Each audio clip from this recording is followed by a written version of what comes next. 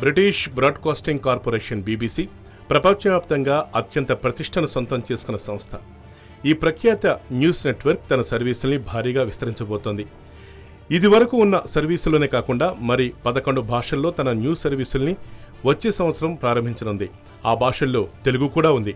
ఇప్పటికే బీబీసీ తమిళ్, ఉర్దూ, హిందీ భాషల్లోనూ తన సర్వీసుల్ని అందిస్తోంది.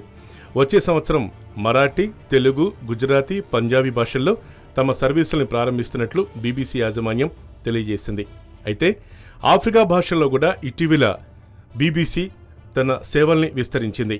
బ్రిటన్ వెలుపల అతిపెద్ద బ్యూరోను ఢిల్లీలో ఏర్పాటు చేసినట్లు ఆ సంస్థ తెలిపింది. ప్రపంచానికి జర్నలిజంలో స్వతంత్ర, పారదర్శకమైన సేవలు అందించే లక్ష్యంతో ముందుకు వెళ్తున్నామని బీబీసీ డైరెక్టర్ టోనీ హాల్ చెప్పారు. Digital TV, video chit chat సేవలను ప్రారంభిస్తున్నట్లు ఆయన తెలిపారు.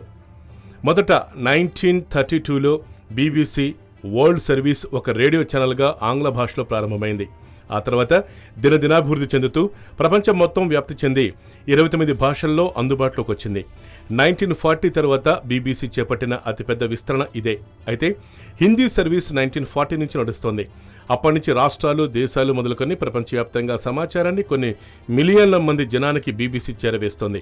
అంతేకాకుండా త్వరలో జరగబోయే విస్తరణతో 2022 నాటికి 50 కోట్ల మంది ప్రజలకు ప్రసారాలు చేరువ కావాలన్నదే బీబీసీ లక్ష్యమని తెలుస్తోంది. అయితే ఇప్పుడు వారానికి 24.9 కోట్ల మంది ప్రజలకు సమాచారాన్ని బీబీసీ చేరవేస్తోంది. ఈ విస్తరణకు గాను కొత్త భాషల్లో ప్రసారాల కోసం బీబీసీ సుమారు 289 మిలియన్ పౌండ్ల పెట్టుబడి పెడుతున్నట్టు తెలుస్తోంది. Yoyo news, Hyderabad.